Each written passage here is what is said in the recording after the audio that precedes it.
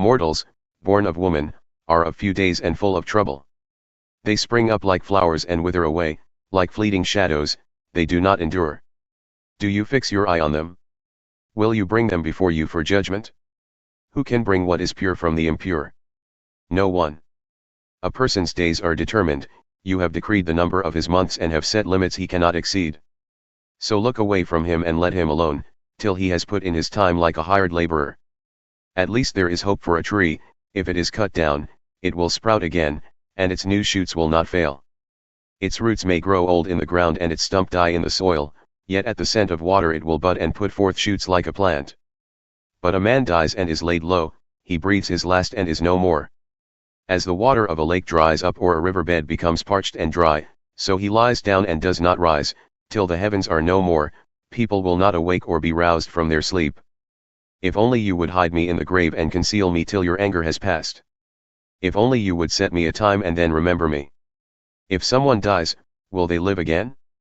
All the days of my hard service I will wait for my renewal to come. You will call and I will answer you, you will long for the creature your hands have made. Surely then you will count my steps but not keep track of my sin. My offenses will be sealed up in a bag, you will cover over my sin.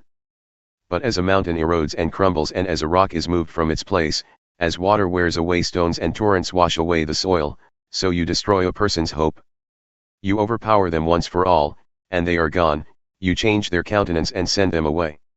If their children are honored, they do not know it, if their offspring are brought low, they do not see it. They feel but the pain of their own bodies and mourn only for themselves. Then Eliphaz the Temanite replied, would a wise person answer with empty notions or fill their belly with the hot east wind? Would they argue with useless words, with speeches that have no value? But you even undermine piety and hinder devotion to God.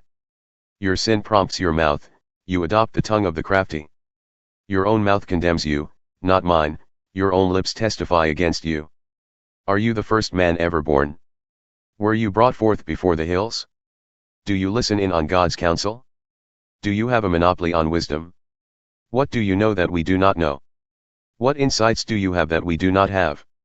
The gray-haired and the aged are on our side, men even older than your father. Are God's consolations not enough for you, words spoken gently to you?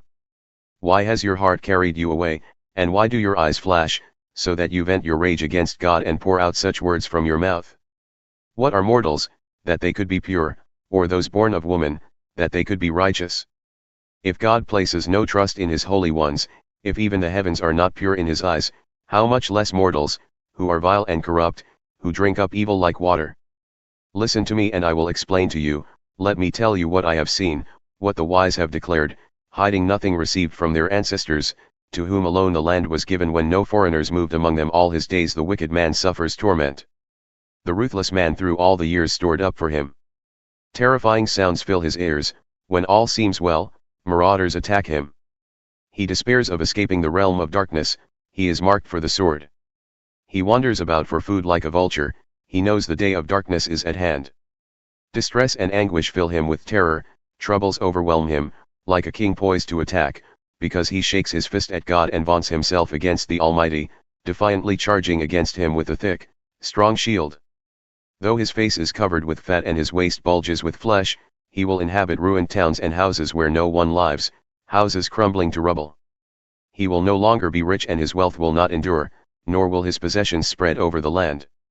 He will not escape the darkness, a flame will wither his shoots, and the breath of God's mouth will carry him away. Let him not deceive himself by trusting what is worthless, for he will get nothing in return. Before his time he will wither, and his branches will not flourish. He will be like a vine stripped of its unripe grapes, like an olive tree shedding its blossoms. For the company of the godless will be barren, and fire will consume the tents of those who love bribes. They conceive trouble and give birth to evil, their womb fashions deceit. Then Job replied, I have heard many things like these, you are miserable comforters, all of you. Will your long-winded speeches never end? What ails you that you keep on arguing? I also could speak like you, if you were in my place, I could make fine speeches against you and shake my head at you.